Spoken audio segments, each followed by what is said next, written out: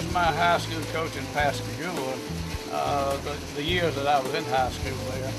And he had come there from Picayune, of all places, but he had been out of coaching for a little while and worked in the shipyard or something. Anyhow, he wanted to get back in, and so he got back in at Pascagoula and did a real good job there. In our senior year, 1947, he won the Big 8 championship, which was like a state championship now.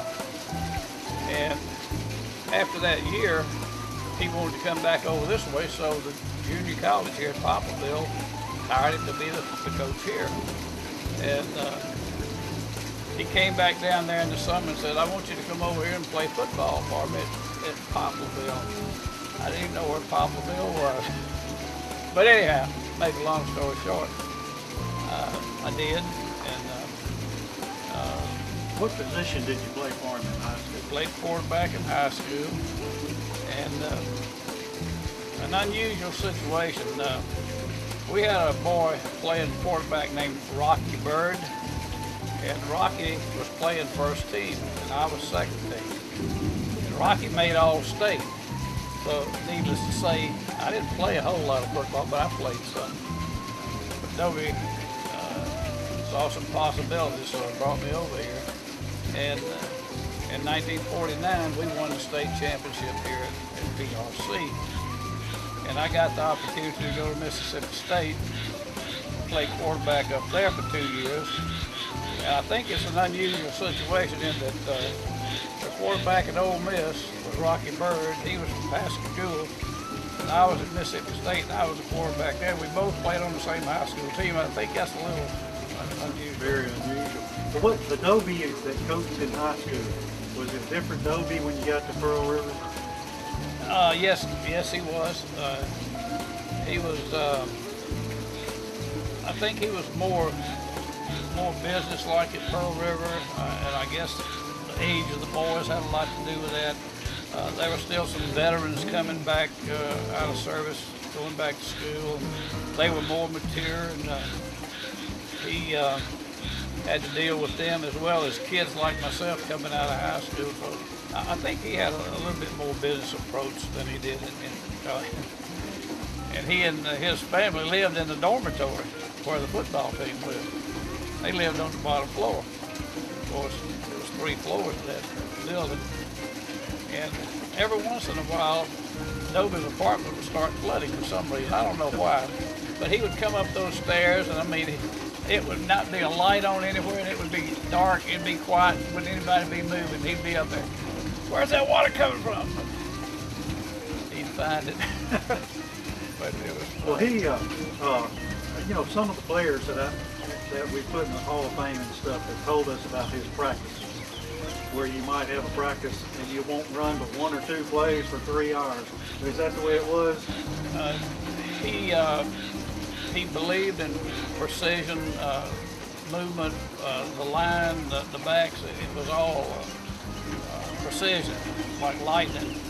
And I don't think Dobie ever had a team that would outweigh anybody else. His team was always smaller, but they were always fast and quick.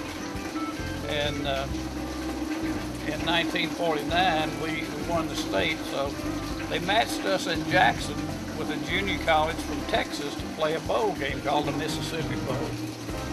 Well, we come to find out that the team they matched us with was Lamar, which is now a 4-year university out of Beaumont, but then they were a 3-year junior college, and we were a 2-year junior college. So anyway, make a long story short again, we went to Jackson, and man, when those guys unloaded and started coming out on that field, it was like 100 of them, you know. We had maybe 30, but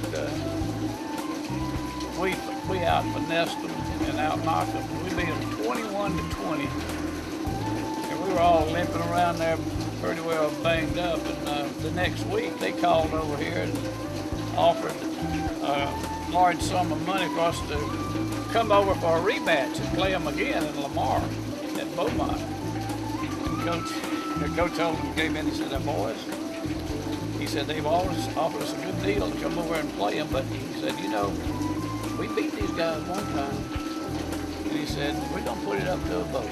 And if you boys want to go over and play them again, we'll go. but if you vote not to do it, we won't go. He said, now, let's have a vote. How many want to go? Not a hand went up. He said, how many don't want to go? Unanimous. He said, okay, we're not going. So, Frank, just kind of wrap it up. What did Dobie mean to you personally in your life? Dobie was, to me, like so many other boys. He was like a father. He was your father away from home, and to a lot of boys that were here, he was a father because some of them didn't have fathers, because of deaths or strange marriages. But I think every boy that ever played for him felt like that. And he wasn't an easy guy. Dobie was not easy. He was a tough taskmaster, and he would get more out of some boys than they even knew they had. And I think that was the secret to his success. But because he required that, you know, it was much required of people. But then when they performed and did that, they amazed themselves. That's why he has been so successful. But he was like a father, and it's to most everybody. That's why everybody you talk to in here or any place else will refer to him as probably the most influential person in their life.